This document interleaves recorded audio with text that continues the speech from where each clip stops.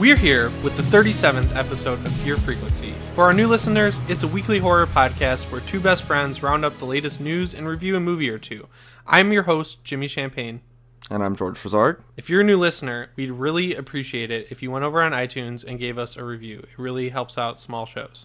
And also remember, you can always email us at fearfrequencypodcast@gmail.com, and we will read your message on the show. So before we get started, we have a new iTunes review from Danielle Clausen, and she gave the show 5 stars with the title, Favorite Horror Podcast, Hands Down. She said, I love listening to Jimmy and George pick apart my favorite genre of film. We all three think very similarly about the movies they've talked about, so it's fun to say, oh my god, same, out loud. I really recommend this horror podcast. It's so fun and spooky. So thanks, Danielle. Yeah, thank you. We really appreciate it. We love that you make a thread every week, too. Give us your comments on the episode. We need more fans like you. This week, we're coming at you live from Camp Arcadia in California. We have some cool news stories, a segment about The Last Drive-In, and a review of The Endless for you guys. But before we get into that, I'm getting an incoming transmission from Haddonfield, Illinois. It sounds like our friend, Dr. Samuel Loomis, is dying again, which means we have a Halloween alert. He gets to die every week just for us. That poor man. He's in an endless loop of death. Do you like what I did there? An endless loop. All right, so for the Halloween alert, there's a few things this week. So the first thing we're going to talk about, we actually missed this news, but Jamie Lee Curtis tweeted out on July 3rd that there's going to be a Halloween panel in Hall H, which is like the big hall at San Diego Comic-Con, which means there's going to be new Halloween footage. She said, it's totally official. Halloween and I will be at this year's San Diego Comic-Con. See you in Hall H. Blumhouse is also bringing glass there too, but whatever. So Jamie Lee Curtis is coming. There's definitely going to be some new footage, which hopefully means a new trailer for us. Yeah, I mean, logically, you'd think that that's what they'd be bringing to Comic-Con, would be a, fresh trailer. So it's about time. Like, it's July, which means the movie's out in 2.5, 3 months-ish. Yeah. Like, now feels like the time to get the full trailer. Like, the full trailer that isn't a teaser trailer. Yeah, I mean, that teaser was pretty good, but, yeah. Like, that was definitely a teaser trailer. Yeah. Like, you know that they have more that they want to show before it comes out, for better or for worse. So hopefully it doesn't spoil too much, since I mean you especially are basically formulating the entire plot of the movie from just the teaser trailer. But yeah, I already know. Yeah, gonna happen. I'm trying to get whatever they show early. I feel like I've earned it at this point. EW released a full body promo shot of Dad Bod Michael. So that, like, it makes me think that it's, fucking Nick Castle in the costume at that point rather than James Jude Courtney, because they both have very different physiques. Right. But it's a cool shot. It's like him with his butcher knife, as everyone on YouTube tells me. It is not a steak knife. The coveralls look good. I think it's just a little too well lit, like it looks a little too staged in my opinion, but it's cool to see him in top to bottom costume. Yeah, it almost looks like a promo shot for like a Party City Michael Myers costume or something. Yeah, totally. But it's like they used way too good of a camera. That's why it's like a promo shot from the set photographer. But it does look good. The mask still looks great. I'm really happy with how that looks. The hair is kind of goofy on. I mean, the hair is kind of weird. It's almost like a faux hawk. Yeah, it's just matted weird. And so a huge argument broke out in the video I made about this, where people are like going back and forth. They're like, no, you fucking idiot. It's James Jude Courtney. What's his name? Nick Castle's only going to be in 5% of the movie. It's like, yeah, this is a promo shot. And also, if you take pictures of people from a low angle, they look taller. So it's like, I definitely think it's Nick Castle, but I asked Ryan Turek on Twitter, who's one of the producers on Halloween, if he knows who it is, and he just said yes. So doesn't want to give anything away. Pretty tight-lipped. I don't understand why, because, like, this isn't a screen grab from the movie, but whatever. When I'm at Midsummer Scream, I'm going to ask him to his face who it was, and he better be ready for it. But there were a couple like weird short interview blurbs with Jamie Lee Curtis and David Gordon Green, and the Jamie Lee Curtis one is like kind of antagonistic about the getting rid of the movie's past two, so we're not going to read that. But they revealed why Michael is even on the bus that he escapes from. David Gordon Green said, in the film we discover that EW asked David Gordon Green, in the film we discover that masked killer Michael Myers is about to be transferred from a psychiatric institution to a maximum security prison. And David Gordon Green said, well, shit hits the fan one way or the other. But like, EW obviously found out something that hadn't been revealed yet, because it hadn't been revealed that they were trying to transfer him to a maximum security prison yet. Right, like that wasn't in the teaser trailer, so that no. And it's like, I've read every single interview related to this fucking movie, and that has never been brought up by anyone. Yeah. So someone told EW, and then they accidentally regurgitated it in the question. I wish they had a transcript or like had the audio, because you can tell even by like his response that they caught him off guard. Right, he's just like, oh yeah, I guess like something's happening. Yeah, and Jamie Lee Curtis's thing was a little antagonistic, but David Gordon Green actually had a really nice thing to say to people who are upset maybe about getting rid of Halloween 2, 3, 4, 5, 6, Resurrection, and H20. He said, this film isn't one to narratively recognize any of the films other than the original Halloween, but we very much enjoy the other films, and there's a lot of very subtle shout-outs to a number of things that I think big fans, the people who know the films scientifically, will get a kick out of, hopefully. So that's good. Like, that's a really nice thing to say. We already saw a reference to Halloween 3 in the trailer. There's like a very quick frame of the Halloween 3 silver shamrock masks, which is awesome. And that's about all you really need, in my opinion. Yeah, I think we've said this before, but it just makes more sense narratively to pick it up from the first one than it would be to try to match the mythology at this point, after it's been so muddied, throughout the years. It's just easier to go back and pick it up from where it was most simple and take it from there, rather than having to jump through all these hoops with all this like muddied up Michael Myers mythology that's out now. Garbage. Like, I really like 2, 3, 4, 5, but 2, 4, 5 are the Michael Myers ones. The mythology stuff like is kind of cool. Even the Cult of Thorn idea is cool. They just fucked up a lot of the execution. So I'm all for them getting rid of bad movies. And like Halloween 2 is a good movie, but the plot isn't very good. Halloween 4 and 5 are bad movies that have like okay plot ideas. Yeah. Halloween 6 should just go away. Yeah, I get what you're saying. Like, there are some interesting ideas in there, but at the same time, to try to pick it up after all this stuff, I mean, even to try to do anything after 6 is kind of impossible, just because it's, there's so many like bad executed things, stupid ideas.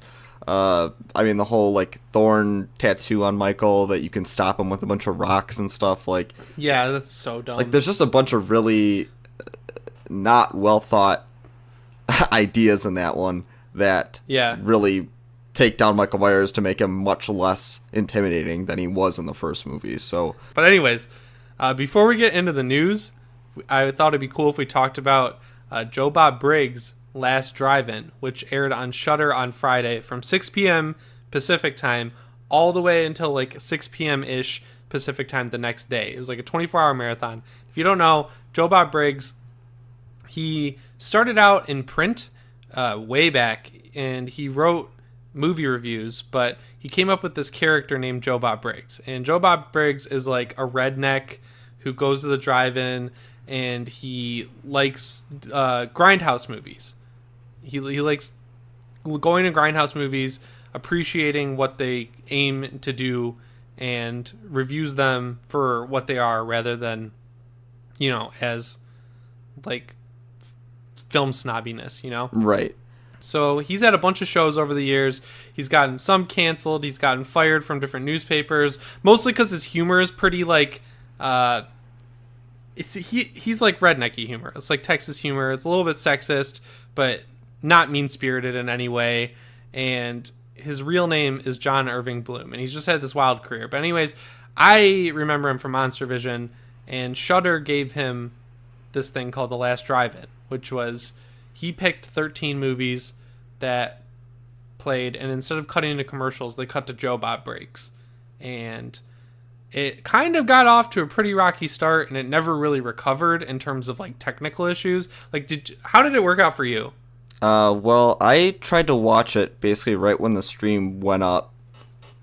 So that was 9 o'clock Eastern time. So I had the Shudder app going on my Xbox and couldn't connect. And I think it was like at least 3 hours before people actually started to be able to get in and start watching it. So Yeah, people that had, makes sense. like, Tourist Trap was over before people could actually get in to see, like, the actual show. Yeah, so I tried to watch Tourist Trap because we had a late day at the office, and I just couldn't get in. I kept trying to refresh the page, and it would error out. And then I got home, and I made a video. And then it was like 11 or midnight or something by that point, and Rabid was just starting, and it had already started. So I watched Rabid, and that movie was fucking awesome.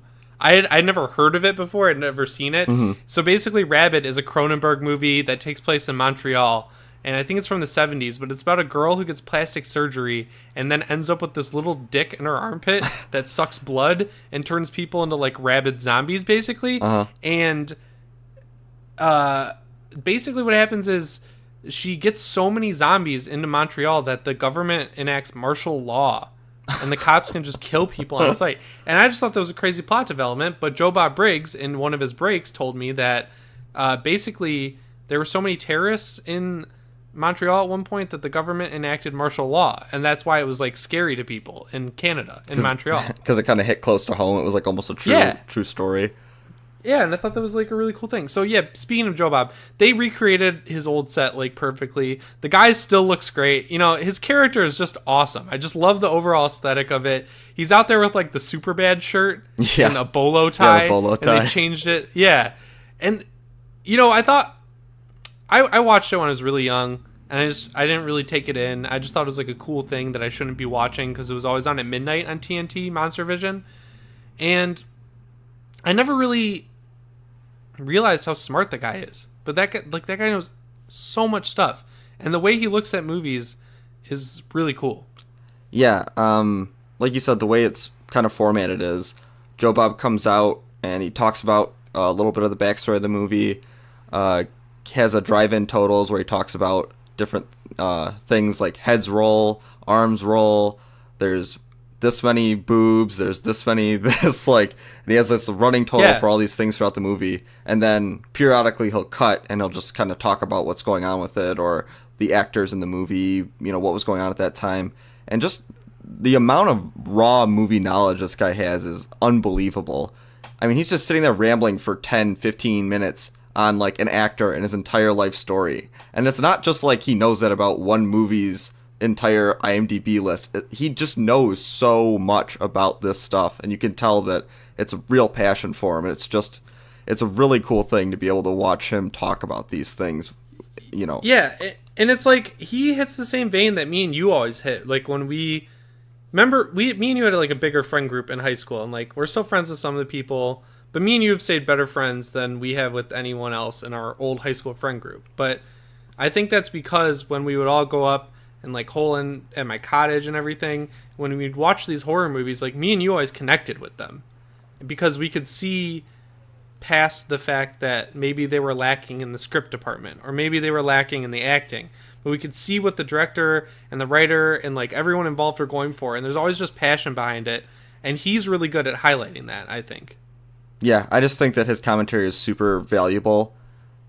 He does just such a great job of talking about these movies that are, I mean, most people would just write them off as, like, this is just grindhouse schlock. Like, there's really nothing below the surface of these.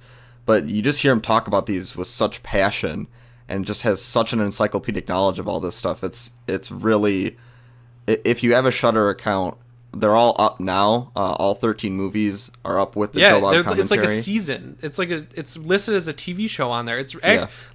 It's listed so much better than the live thing worked. For some reason. We've talked about this so many times, but we've been subscribed since, like, 2015, right? Yeah. I want to say. Yeah, probably since it was in beta. Remember, it was, like, in beta when we joined, and it's. I remember when it launched, they said that they were going to raise the price eventually, but it has stayed $5 a month, and me and you had some great experiences with Shudder. Like, we found Leslie Vernon behind the mask. That was a great always movie. had. We watched The Innkeepers on there. We watched House of the Devil. We were so stoked they had that. Like, me and you found some great shit on there. Remember, what was that movie? The girl movie. Oh, Dead Girl. Dead Girl we found on there. So we found some great stuff through Shudder. It's always been kind of janky, but it's always worked. And it sucks that they couldn't anticipate how many people would watch this Joe Bob Briggs thing. Because logically, you'd think they'd take the amount of subscribers they have, add a third to it, and then have enough server space or like bandwidth for that, you know? Because like, obviously people are going to sign up right before this thing just to watch. Because if a lot of people, I didn't realize this, how many people do, they sign up through Shudder through Amazon. But if you sign up through Amazon, you couldn't watch this. It was only available on Shudder apps and Shudder's like browser thing. Yeah. And even through their app on Roku, which is like the best app I've used from them, every time it would roll into a new movie. So it would be like, I was watching Rabid, right? And it had all the Joe Bob commentary in it. And then after the credits, there was a Joe Bob commentary. And then it would roll and retrieve the next movie. They played it like a TV, like Netflix does. But like, I would always have to quit the app like 5 or 6 times before it would allow me to work. Like the app would crash. So even at like midnight, 1 in the morning, 2 in the morning, because I stayed up till 4 playing Octopath Traveler on Friday, it was still causing me problems. And that just sucks for him, because he's calling this like his last drive-in. But the cool thing was, you can see how genuine he is as a person and like a horror host. Someone streamed the live stream on Twitch, and they got their Twitch account banned. Yeah. And then Joe Bob found out and tweeted like, hey, if anyone knows the guy who got banned for Twitch, I want to send him some t-shirts, because that was really cool of him to help out his fellow fans. So I thought that was really cool. Yeah.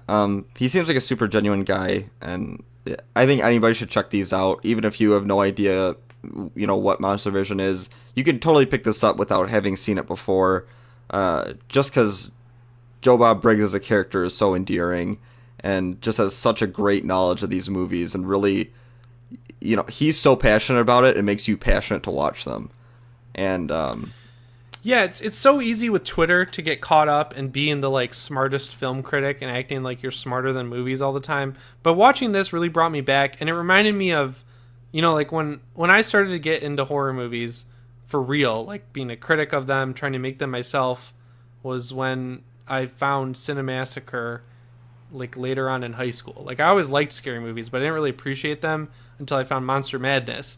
And you can totally see like Cinemassacre, James Rolfe's inspirations on this. Like 100%. You can see totally that. Tell. You understand like that he definitely idolizes Joe Bob Briggs and does what he does in no small part to, you know, because of Monster Vision and like how he is viewing and these. He's done a video on it, but like it's so cool to see something that got me into horror connect with something this late in my life, you know, probably 10 years later, and now it like comes full circle. That was really cool. I really hope that they do this again. It just seemed like such a success in terms of how many people they got to come out and watch it, and just like the reception to it and everything. It just it seems like something they can't not do again. And he's not that old. I think he's 65. Yeah, and you know, like it's not like he's about to die or anything. And he seriously hasn't skipped a beat. He was, you know, as good as he ever was on Monster Vision, you know, on this last drive-in. So, you know, if the demand is there, which it looks like it is, that's like crash their servers immediately. I think if he's willing to come back, I would welcome it with open arms. Even if it was like, you know, semi-annual or an annual thing, I'd love to watch it every year. Dude, it should be yearly, because you know what else I noticed today? This is related. I was looking to see if I'm still blocked by AMC Fear Fest on Twitter. I'm dead serious. Their Twitter's gone. Oh, really? So yeah, someone has an AMC Fear Fest Twitter that has like 3,000 followers, but it's not legit, because I remember the other one was verified, and the guy's using like the lowest res art ever, and it's like he tweets out only Halloween news. So like, there's no way like that's the real account. So if I don't want to like start any rumors or anything, but like if AMC Fear Fest is going away, like imagine them Shudder doing this every year for like a couple years.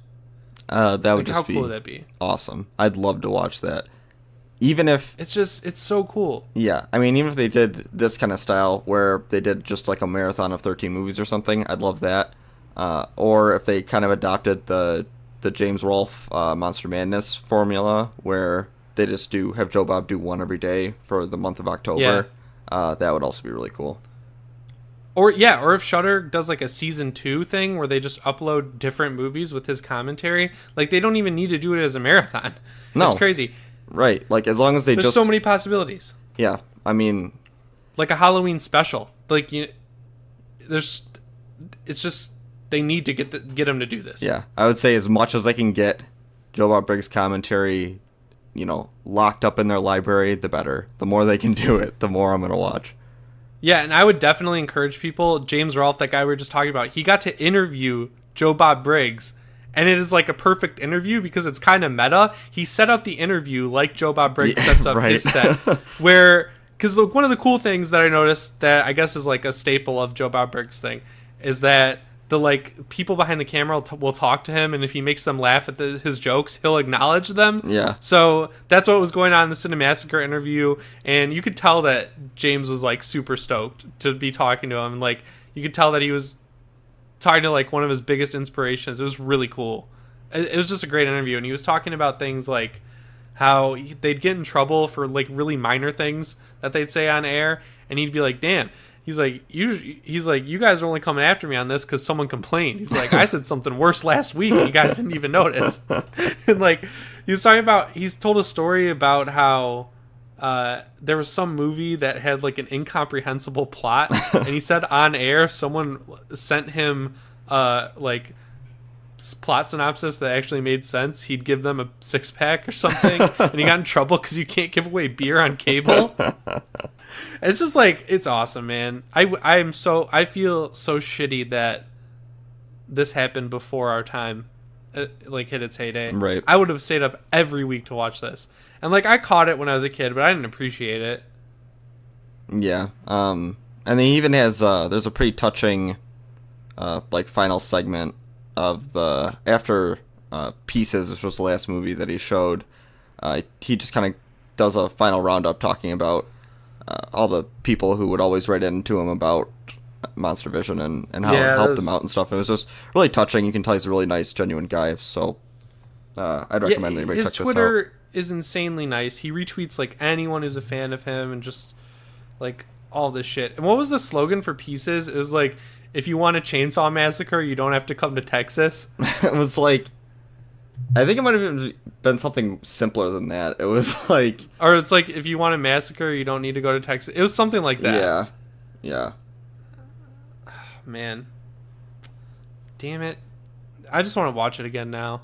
But yeah, I mean, the movie selection too was like nothing to sneeze at. They had some great movies, deep cuts that I never would have thought to watch. Especially for Shudder. Yeah, seriously.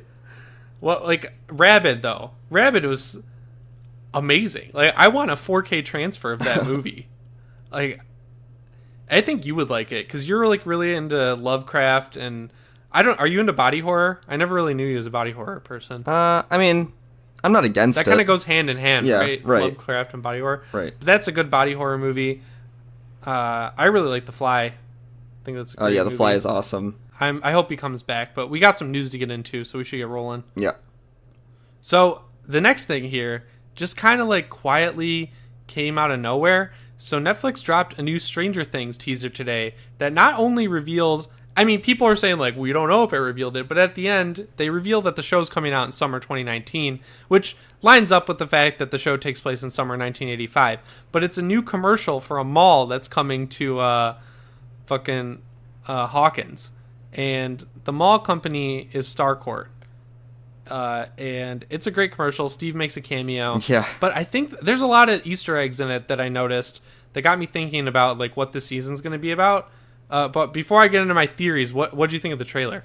I thought it was kind of fun. Like, as far as a teaser goes, it really didn't show anything, which is, it just kind of hyped up it coming out. So I appreciate that it didn't really give too much away or really do anything other than kind of get you thinking about the show. And I mean, really, like you said, there's only one main character, Steve, But there wasn't. There were two main characters. Who else was in there?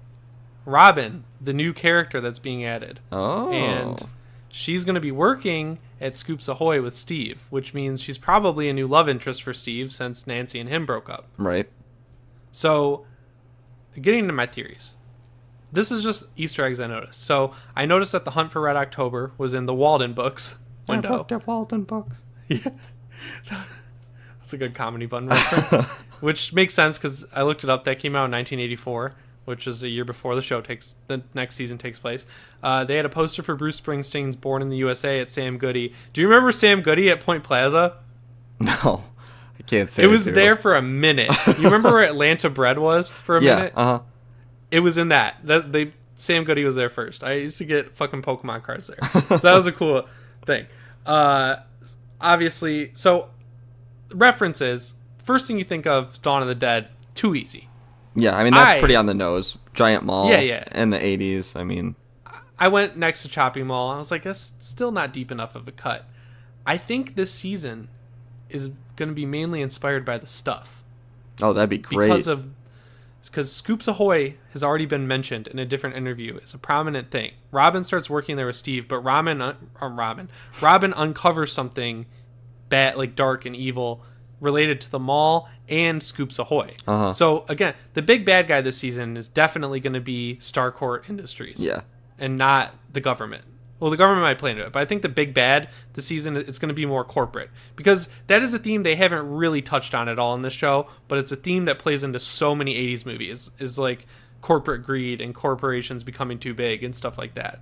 So it seems like now that they've done 2 seasons of Demogorgons and the Upside Down and all that shit, like they're going to move into like corporate stuff like that. But do you think that Scoops Ahoy maybe finds something in the Upside Down that they start serving as ice cream? You know, I hadn't thought about that at all, but that would make a lot of sense.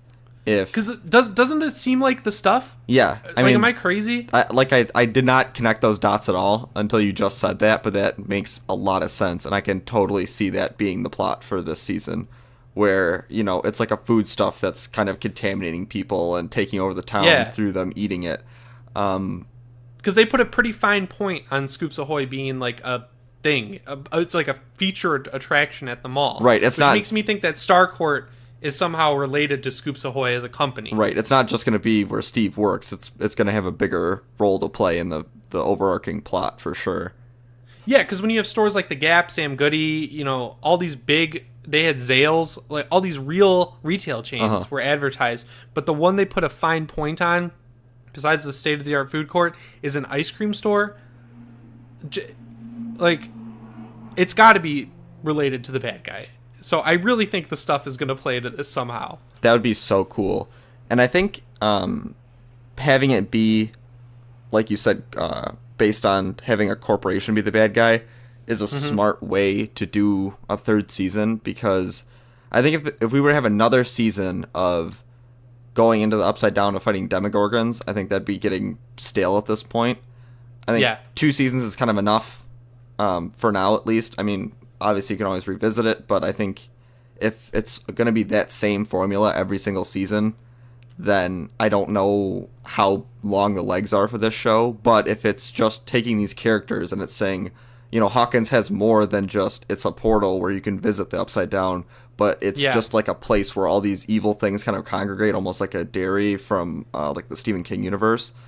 Yeah, which would make sense because this show is so heavily inspired by Stephen King. Right. I think that is a way more interesting way to take the series that can keep fresh way longer than if you just keep going to the Upside Down.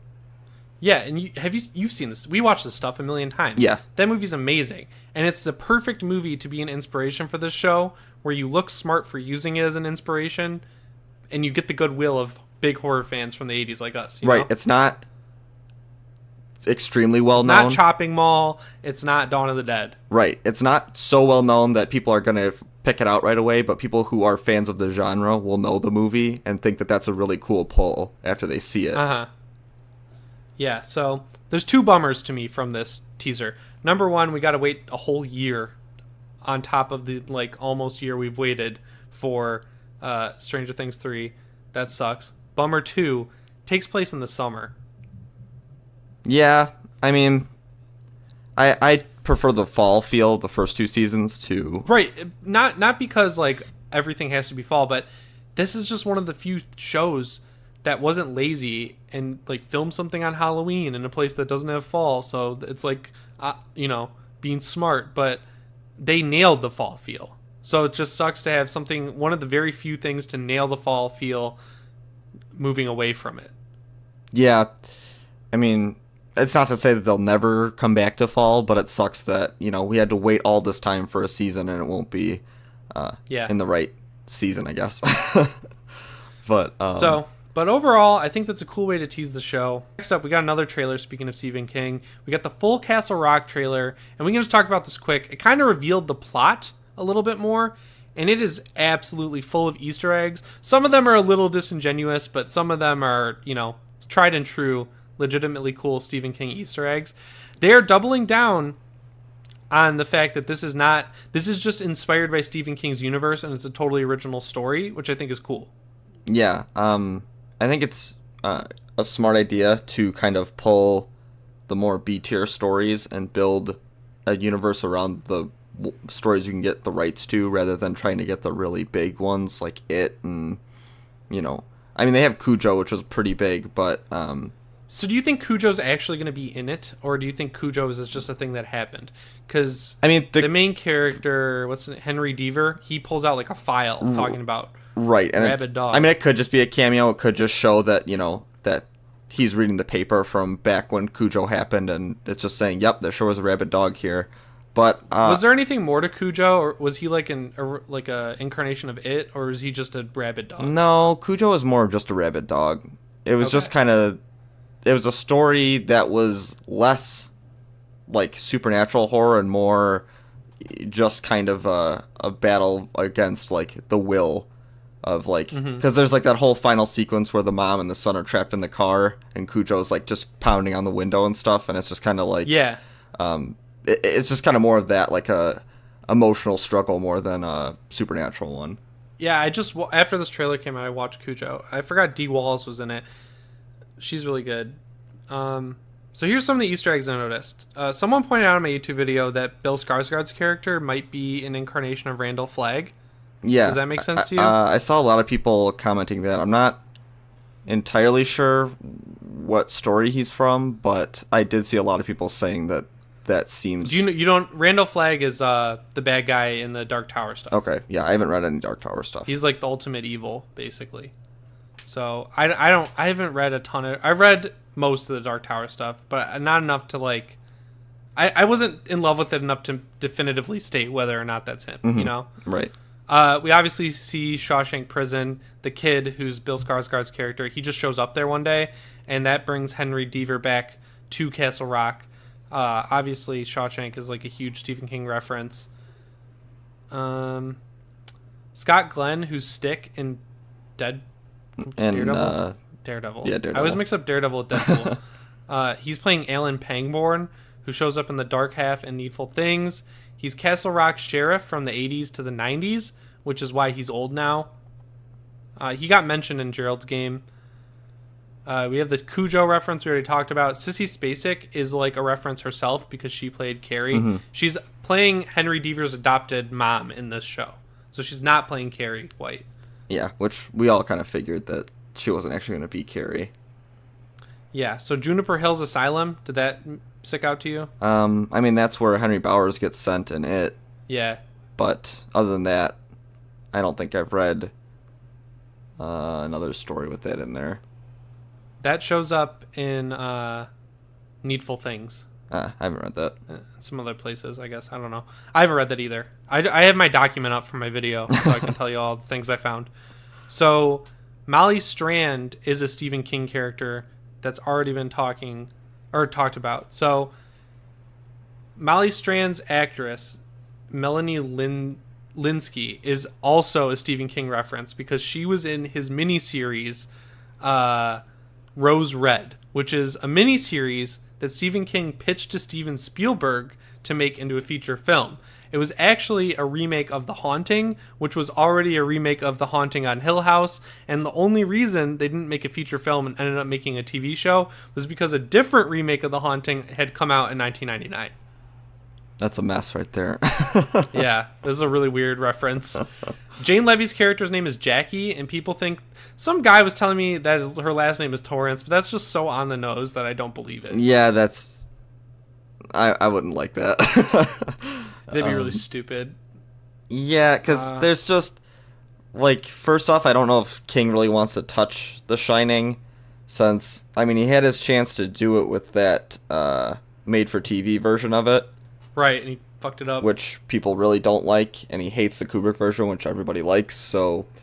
Yeah, Stephen King, every time I see a list of, like, Stephen King approved films, it's like, you know it's going to be shit because his taste is so bad in movies. Have you ever read those? He likes some bad stuff, dude. Yeah, I mean, I follow him on Twitter, so usually I'll see what his commentary is on, like, the latest horror stuff, but he seems to be overall pretty positive on a lot of them. Yeah, last thing I liked that he recommended was Autopsy of Jane Doe. But that's the Full Cast Rock trailer. I'm excited to watch that. It comes out in a week. Yeah. 10 days. Yep. I think so that's cool. Yeah, I think it's cool. It's definitely a cool idea. I'm not running through the Stephen King books like I once was, but I just finished 11/22/63. And I doubt that'll have any kind of connection with this show at all, but yeah, it's interesting to see someone with such a huge library of books get this kind of show. Right, and he apparently loved it. So again, I just said his film taste is shit. But if the creator, I don't know, I don't even want to say if the creator likes it, it's probably good because he likes the really bad Shining TV shows. Right, it might be good. Who knows? We'll find out in a week. Yeah. So this next one I'm really excited about. Robocop is coming back, which immediately kind of makes you go, "Eee, why?" But because of that remake they did, that was pretty bad. But it's all good news from there. Neil Blomkamp is directing, so that's the guy who made Elysium, District 9, all the Oath Studios things, which are all great. That's good. He's directing. I'm on board with that. Are you on board with that? Love that. Love District 9. Yeah. So next good thing. Basically, after RoboCop, the original, came out, the writers, Ed Neumeyer and Michael Miner, wrote a spec script. Like, they wrote a script treatment for a sequel that ended up not being used because of a writer's strike. And then they all went on to work, like Paul Verhoeven and Ed Neumeyer went on to work on Starship Troopers and some other stuff. So their career ended up fine. But the spec script just sat around. They had Frank Miller, the comic writer, write a new sequel that is just totally different. And so that was the real RoboCop 2. RoboCop 2, pretty okay. Not great. They're taking that unused sequel script and using it for this movie. Because in that script, they predicted that a reality star would run for president and win. So it feels like perfect timing to dig that one up. Yeah, pretty weird with our current state of politics. Yeah, so I'm on board with this reboot, remake, sequel. It's a sequel. It's just a straight up sequel. And then, this is really funny. They're, Cliff Bleszinski tweeted at Neil Blomkamp and said, "It better be rated R, there better be satire, and there better be huge fucking exploding squibs." And Neil Blomkamp said there will be all of those things, which is everything you need in a RoboCop movie. And I just like this article that I read says that Cliffy B, it just says, in response to a tweet from a fan. It's like, yeah, a fan. You know, the guy who made Gears of War. Yeah, the guy who started Epic Games and Gears of War. So that made me laugh. But that all sounds good. I'm excited for it. I think the first RoboCop is kind of an overlooked masterpiece. But I think any kind of, well-meaning sequel to that is a great idea, and it looks like everything coming out around this all sounds very good. Yeah, so I'm stoked about that, dude. I fucking love RoboCop. That movie is so great. Yeah, I mean, it takes place in Detroit. Yeah, it's really cool. That's just a great movie. Super fun, aged really well, and I'm happy to see that it's getting the sequel it deserves. Yes. So, next on the list, we got some bad news. Goosebumps Haunted Halloween trailer finally came out. It's not great. It looks bad. Yeah, not too good. The first bad sign happens before the trailer even starts when you see Sony Animation get credit. Why the fuck are you giving credit to an animation company on a live action movie?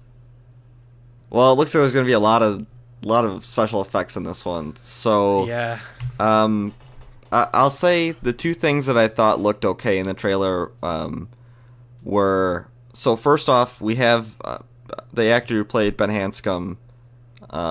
He's in this movie.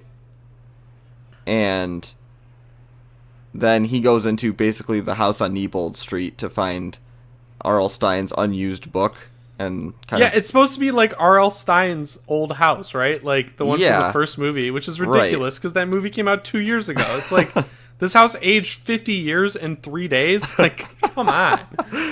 But so he opens that up, and that, so we can infer that that's how the plot gets started. So that set looked pretty good. Other than the fact that it is unrealistic that the house would age 50 years in 3 days. I think that the set actually looked kind of cool. It looked old and kind of weathered. And also, I like the idea of Slappy going into like a Spirit Halloween or, like a Halloween party store and bringing everything in there to life. I think that's a really interesting idea. Yes. And they got that kid from It. That's the other good thing I noticed. Yeah. So, but the animation does look great. There's no Jack Black, who was pretty great in the first one. No Dylan Minnette, who's also pretty great. Yeah, so it's a mixed bag, mostly bad. I don't know. It just seems like... It seems like they took out all the charm that made the first movie good. Yeah, it definitely feels like more of a cash-in. Like, I think the first one probably made a lot of money, so they're like, well, we'll make a sequel to it because it'll also make money. This whole thing, from the beginning, from when they announced it, felt like, well, we should probably make a sequel to that. Right, like, it feels like an obligation more than, like, that they want to do it because the first one did well and, they liked it because it was kind of a fun family horror movie that was, harkened back to the old Goosebumps books and TV show, but, this is what we get for the sequel. It's not the best, but what are you going to do? Yeah, so we're going to skip ahead a little bit. Rob Zombie showed off his trailer from 3 for Hell on his tour with Marilyn Manson he's on right now. Lo and behold, he's not even trying to be clever. It just looks dumb. It's like... It just shows that they didn't die at the end of The Devil's Rejects, which is impossible. There's no way any of them could have lived through that. And then they're back. And then, like, that's it, right? That's all it showed. Yep. I mean, it's just showing, hey, lazy writing. Hello. They're not dead. I mean, that was basically the gist of the whole trailer, is that... And that freeze frame thing we fucking hated. Hate from Devil's Rejects. Rejects. In the new teaser. It's, like, so geared against us. Yeah, but the people in the audience were eating it up, so... Yeah, I love how it shows footage from Devil's Rejects, mostly. That's the cool part. I mean, it is a teaser, but you'd expect to at least see some footage of the new movie in it. It'd be like if Halloween's teaser just used footage from Halloween 1. Right. I mean, it's... it doesn't give me any confidence in the movie at all. Yeah, I don't know, dude. And it's so disingenuous to show it to a bunch of people who are automatically going to freak out. Like, right. You're showing it at your own concert. It'd be like if Jared Leto showed a trailer for fucking Suicide Squad at a 30-second concert. Right. You think anyone would say it was bad? Exactly. Like, yeah, right. It's just like the most biased audience you could possibly show it to. Yeah. I bet the Marilyn Manson fans in the crowd were like, this sucks. So next on here, we got some good news related to the Monsterverse, which is what what Legendary is calling the Godzilla King Kong world. I don't know if we ever talked about this, but Mike Dougherty is how you say it. I had to retroactively go into a video and re-say his name and splice it in. Mike Dougherty is the guy who directed Trick or Treat and Krampus, and he's directing the sequel to Godzilla, and he released an image of Godzilla shooting his atomic breath into the sky, which is a direct reference to how disappointing Godzilla's atomic breath was in the 2014 Godzilla. So, I think there's a few reasons I think this could be good. First up, Kong Skull Island had a lot of great monster action, but it was very poorly written and had really bad characters, like human characters. Yeah. Godzilla, on the other hand, had way too many human stuff, like way too much, and the Godzilla stuff was alright. Like it was okay. So Mike Dougherty is the kind of guy who can take a concept and have great human characters that interact well with the monster characters. He's proven that twice now in Trick or Treat and Krampus. You know, like you care about the humans just as much as you care about the monsters in those movies, which is especially impressive in Trick or Treat because it's an anthology. You're barely with any of the human characters. Yeah, I think that talent is obviously shown, like you said, better in Krampus because it follows one story the whole way through. But yeah. I think that movie did a great job of balancing both, not only like the physicality and the like how intimidating Krampus was as a monster, but having these moments where you build up the family and you understand what they're going through and, you know, the lesson that they learned by the end of it and all that. Yeah. And it was a good balance of the two where you get this terrifying scenes of this monster that looks and acts so cool and it just moves around so interestingly. And then you also get these human characters. So if they can do that same kind of idea, but on a larger scale, obviously, because it'll be Godzilla, that will make for sequel that will undoubtedly be better than the 2014 Godzilla. Yeah, exactly. And what's her name? Vera Farmiga's in this movie is Dr. Emma Russell. She's like one of my favorite actresses, so I'm down with that. But the whole plot device with her is that she works for Monarch, and she's figured out a way to talk to the monsters, which means that she can use them as Pokemon. That's what I'm deciding. And the bad guys are going to be another group corporation thing that kidnap her and Eleven, who's her daughter in this movie, and they're going to try and force her to use the monsters as weapons. That almost seems like a less Jurassic World. Not like Jurassic World, but like a less, I guess, like intricate version of Arrival, where the whole movie was about how to communicate with like these otherworldly beings. So maybe there'll be some elements of that in there where, you know, trying to figure out a way to communicate with it.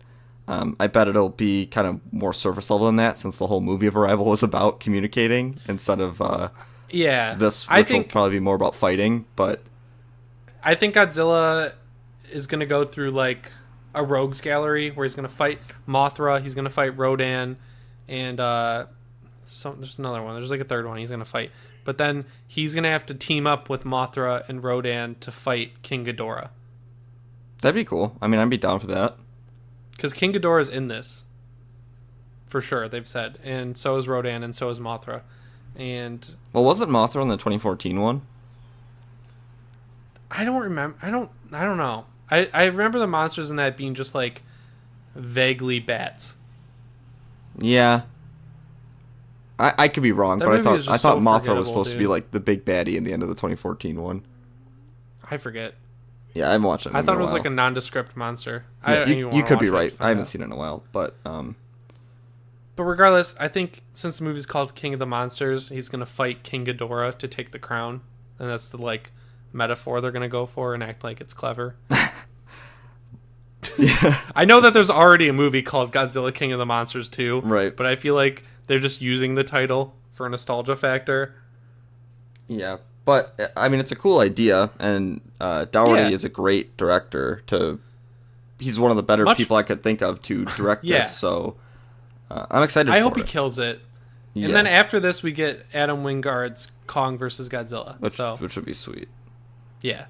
And then speaking of Kong Skull Island, Jordan Vogt-Roberts is directing a Metal Gear movie, which visually I'm excited for, because he did great like stuff with the visuals in Kong Skull Island. But I did a little digging, and it turns out that it's written by Derek Connolly. If you don't know that name, Derek Connolly wrote Kong Skull Island, and he wrote Jurassic World. And what's the one big problem with both of those movies, George? It is the dialogue. So, what's one of the key factors of the Metal Gear franchise, which we are both experts in? It is the dialogue and the exposition. Yeah, so I was really stoked for this movie, and when I was like looking up Derek Connolly so we could sound smart on the show, to put little info about him in the doc, Mm-hmm. I read the movies he's written, and my heart sank. Like, nothing against him, but, like, Metal Gear is just not for him, I don't think. I mean, like, I hope he proves me wrong, obviously, because I want the Metal Gear movie to be good. Because Jordan Vogt Roberts is a huge fucking fan of Metal Gear, and all the concept art he released is perfect. Like, there's nothing wrong with the concept art. Like, he's spot on. He's like, it's going to be about our relationship to machines and mechs, and he's going to have geckos, and he's going to have, like, everything important to have in a Metal Gear movie. That's great. But the guy who's writing the screenplay is one of the worst dialogue writers I've ever watched a script come to life from.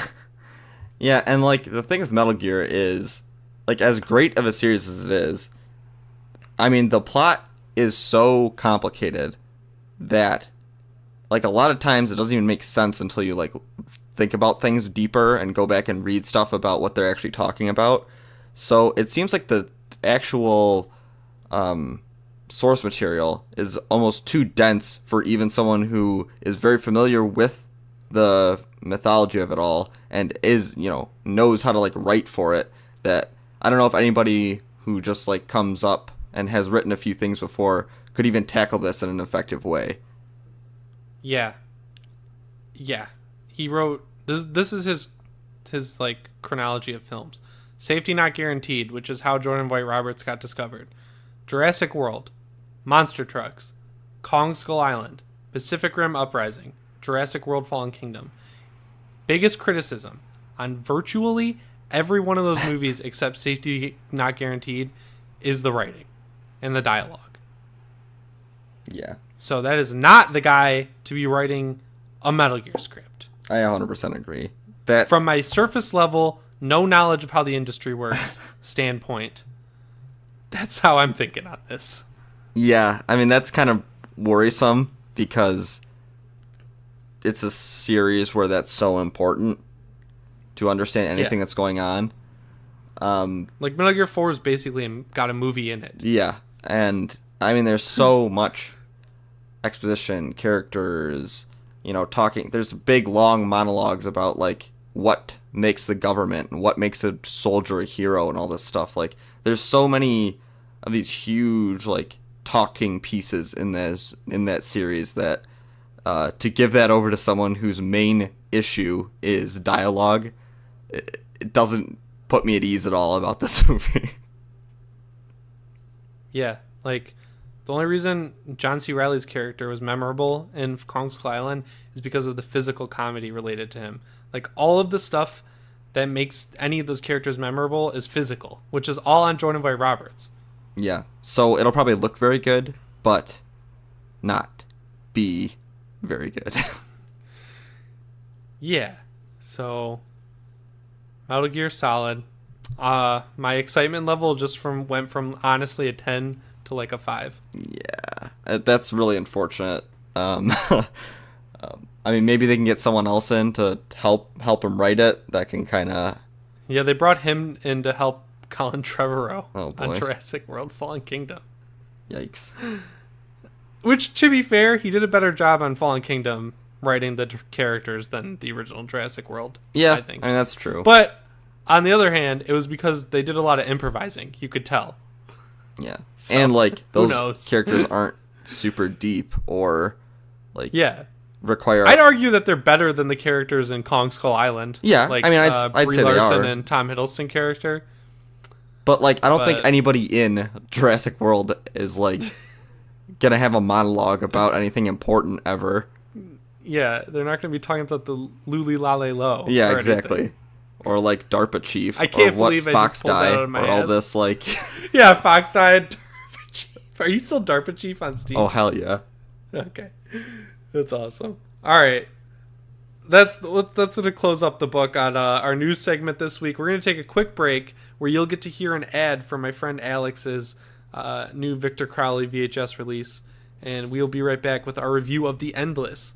Victor Crowley has slashed its way onto VHS. BrokeHorrorFan.com presents the 4th installment in the Hatchet franchise on nostalgic, fully functional VHS tape approved by writer-director Adam Green. Victor Crowley on VHS is limited to 500 units with 3 cover variants to choose from. Get your copy now at witterentertainment.com. That's WITTER entertainment.com. Okay, so for segment 2, we are going to review The Endless. It is directed by Justin Benson and Aaron Moorhead, and it's also written by Justin Benson. And so originally, when we were talking about this movie, we said that we were going to do like a full spoiler review, but this episode's already pretty long. So the thing about this movie is, if you go into a spoiler discussion, it's going to take a long time because this movie has so many moving parts. There's a lot of working cogs in the machine that get this whole plot rolling.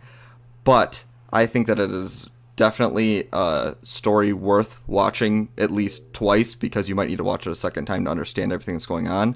But Jimmy, what do you think of it?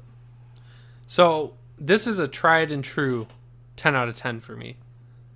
Like, I think it's as close to perfect as it gets. As far as horror movies go. I think that horror sci-fi. Yeah, I think it's so unique plot-wise. Just like a general synopsis is these two brothers left a cult that they called a UFO death cult when they left. And so they also told the news that they all had no dicks. Yeah. Which may or may not have been true. They really wanted to villainize the cult, so they said that they had no dicks. And they end up, one of the brothers who kind of led the other one into leaving the cult is like the leader of the two brothers. And one day they receive a tape from the cult saying that they've all ascended. So the older brother's like, oh, looks like they finally did it. They all killed themselves. Like, they're all going to kill themselves. And then the younger brother, who never really wanted to leave and kind of liked it there, thinks that they should go back and kind of see what's going on there. Did everybody kill themselves? You know, what's the situation at the cult? And so that's just a really interesting premise of itself. You and I have both said that we really like cult movies, and yeah. I think this one is one of the better ones for sure. So the two highlights for me are the fact that, A, you can figure this movie out. Like, it never gets nebulous. Like, it gets confusing, and you have to think, but you can figure it out, and you're right. And the directors, Justin Benson, Aaron Moorhead, they've said in multiple interviews, they're like, it's all there. They're like, we're not hiding things from you. It's all there. Second thing I like is that these guys have taken these tiny budgets, and they've created their own cinematic universe about a Lovecraftian being. So they've done this movie called Resolution, which I haven't seen yet. I'm going to watch. But the two main characters from Resolution show up in this movie. And I feel like I would have loved them even more. And I already like them. I like their addition. But it honestly felt like when I was watching it, I was like, these guys are important, but I don't know why. And then I read that they were in this movie Resolution. They also have another movie called Spring, which is somehow like, it's kind of adjacent rather than being a linear tie-in. Yeah, it's not as interconnected as the first movie is to this one. I mean, it's not really a direct sequel, but the characters are in this one as well. Technically, my only two gripes are there's a part where a house gets lit on fire and it's digital fire. Yeah, that looks I was going to say that CGI doesn't look great, but you have to think that they're working on a pretty small budget. Yeah. And all the other effects are pretty great. So I'm not knocking the movie. I'm just pointing it out. Yeah. Just so people know. And there's another CGI part towards the end of the movie where the being manifests itself, and it just looks pretty terrible. But other than that, they killed it with the small budget they had. This movie's really well written. It feeds you the plot at the perfect pace. Like, the pacing is great, never drags. Even though it's a kind of a slow movie, the mystery unravels at the perfect pace. And you guys know, like, pacing is my big thing. Like, right. This movie, I think, is perfectly paced. Yeah. Like, if I had an award to give, like a trophy for pacing, it would be on this movie's mantle. Yeah, this movie definitely has a lot of... It does get a little complex, like you said, where they have all these moving parts going on in this area. Physically, location-wise, they have all these... I don't really want to spoil it, but there's a lot of moving parts, as I said earlier. And but one thing that isn't really a spoiler that I really like is the Lovecraftian element of it. Uh-huh. This could have been an H.P. Lovecraft story without a doubt. It's all these people that are praying to this being, and there's a prophecy about when the 3 moons rise in the sky at night, and like all this crazy stuff. I mean, it's so like deeply, high strangeness that it's awesome. Like, it's just so interesting to see a cult movie incorporate these like really like old god Lovecraft style powers and, you know, like prophecies in them. And I just thought that was so cool personally, because I'm a big Lovecraft fan. Yeah, and looking into the plot of Resolution, it's so cool that the ambiguous nature of Resolution's plot becomes the main crux of this movie. So in watching both movies, from what I can tell, you not only figure out what happened in Resolution that you may have been confused about, but then you also can figure out this movie. Whereas, like, what I mean by that is, like, with Annihilation, you can watch that movie 5 times, and there's a hard ceiling on how much you'll ever figure out about it. Like, I don't think there is really a story at the heart of Annihilation for you to figure out. But with this, the story is there, and you know it the first time, and watching it a second time is just fun, because you're like analyzing it. It feels like a game. Like, you feel like an adventurer, you know? You're like taking these clues and you're putting them all together to figure out what exactly is going on and how the rules of this world work. Right. And there's a twist, but it feels earned. They earned the twist. They did it. Yeah, like you said, I think the movie is more of a puzzle where you're putting the pieces together as you go, rather than something that is a big idea left ambiguous so you can kind of make your own assumptions about what it means. Is it a metaphor? You know, what is, you know, it's not like a Darren Aronofsky film where it's about kind of thinking about it, what's that word? Like, amorphously, I guess. Like, not, yeah, it's not like straightforward, but this is more of like putting the pieces together as you go, and it's a full plot that's realized once you kind of get everything together. Yeah, I completely agree with that. It's just, and the acting is great. These guys actually feel like brothers. You can tell looking at them that they're not brothers, but they look, just by their mannerisms and how they interact with each other, they are totally believable as brothers. Yeah, I agree. I think that all the acting is really good. I didn't really have any issues with anybody's performance. Shitty Carl is my favorite. Shitty Carl is great. I fucking love Shitty Carl. He comes in hot at 11 immediately. Goes out at 11. Yeah. I love Shitty Carl, dude. Yeah. There's just, I say this movie is definitely worth a watch. It's, especially if you like any of that like Lovecraftian ideas and kind of more abstract sci-fi horror. I think this is a must-watch for sure. Yeah, I feel bad for Welgo Entertainment because this is the second movie that's way better than it has any right to be that they put out. They're the people who bought Better Watch Out. Okay, yeah. So, like, I feel like both this and Better Watch Out are Blumhouse level in terms of, you know, turning around your budget and making a quality film. Yeah, for sure. But a percent of the people who watch Blumhouse movies probably found either of these. Yeah, exactly. I mean, I just don't know if these are on people's radar, and this is kind of a cool thing that we can do on this platform. I mean, we're not like a huge podcast or anything, but if we can even get a few people to go watch this movie, I think that'd be really cool. How did you watch it? You rent it on Amazon? I rented it on YouTube. So oh, cool. The nice. HD YouTube rental for 48 hours was like $5, $6. Yeah, I got the Blu-ray. I got a review copy of the Blu-ray, and the Blu-ray packaging is nice. It's got a really cool like lithograph slip cover with all these planets and stuff on it. It's really cool. Apparently, if you get the Blu-ray for Spring and Resolution, they all kind of like fit together too. Oh, that's cool. Kind of sweet. So I highly recommend a buy on this one. It's fucking just so good. Yeah, I'm probably gonna buy the Blu-ray. It has like a 97 on Rotten Tomatoes, I think. Yeah, I'm pretty sure it's in the 90s at least for the Rotten Tomatoes score. So if you do watch The Endless, definitely hit us up on Twitter. I'm at Jimmy Champagne and George is at George Frizzard. Or if you want us to read your thoughts about it, which we'd love to do, like we mentioned at the beginning of the show, you can email us at fearfrequencypodcast@gmail.com. And you totally should. We'd love to have a conversation about this with you guys. Seriously. Yeah, and this is definitely a movie that can generate a lot of discussion, just because it's so interesting and has a lot of ideas going on. Yeah. So what would you rate it out of 5 on Letterboxd? I'd give this one a 5. Yeah, me too. It's just such a hard 5. Like, it's not even close. I think it's so good. You like owe it to yourself to watch this if you're a horror fan. Yeah, I mean, even I think just for like the ambition of how it all works and how well it's executed is worth the 5 out of 5 review in and of itself, because it's such interesting kind of concept that has so much going on, and it's executed and on such a low budget that this is just a must watch. Yeah, so that is our review of The Endless. If you have any comments, again, find us on Twitter, Fear Frequency. I'm Jimmy Champagne. George is George Frizard. You can find us on Instagram. We're both the same thing. And again, really help us out if you headed over to iTunes and gave us a review. I'm assuming if you're still here, you're a true fan, TM.